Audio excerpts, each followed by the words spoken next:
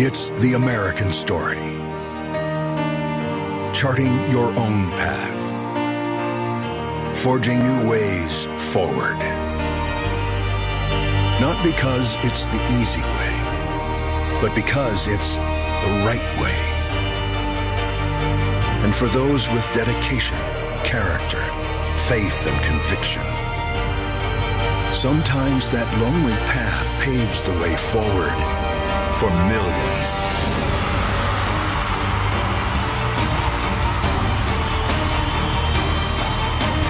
Ron Paul, 22 years in Congress, he's never voted for a tax increase, never voted for a debt ceiling increase, never wavered, never backed down. The role of government ought to be for the protection of liberty, not for the intrusion in our private lives, not for the intrusion in economic affairs. You can't keep borrowing from China. You can't keep printing money. We have to cut some spending. I believe in limited government. I believe in individual liberty. We've spent too much, we tax too much, we borrow too much. It's bankrupting this country. I knew I did not want to be a politician all my life. Matter of fact, I was surprised I ever won, because this message I thought would not go well with the people, because I'm not making wild promises. Of course, my wife warned me this was a dangerous project, because she said you could end up getting elected. And he said, no, I'm not going to be elected. He said, you have to be like Santa Claus. You have to give them something. He says, I don't want to give them something or bring home the bacon. He said, I want to give them their freedom. It's been a consistent theme since his very first election that government's grown too large, and as government grows larger, your freedoms grow smaller. And he's fought this through the years. When I first got to the House, I thought Ron Paul was nuts. He was out there talking about the Federal Reserve, the monetary system.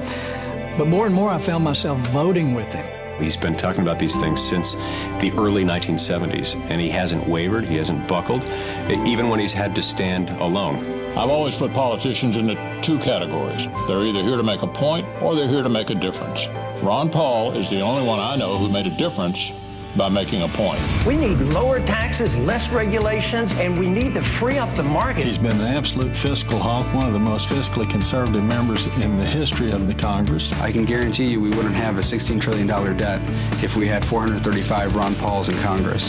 The more I think about him over the years, the more inspiring it is of what he's done. And not being afraid of anything, but willing to stand for what he thought was right. Ron Paul was Tea Party before there was a Tea Party. If you want honesty and integrity, look to Ron Paul, and that's based on his faith and based on his belief in the Constitution.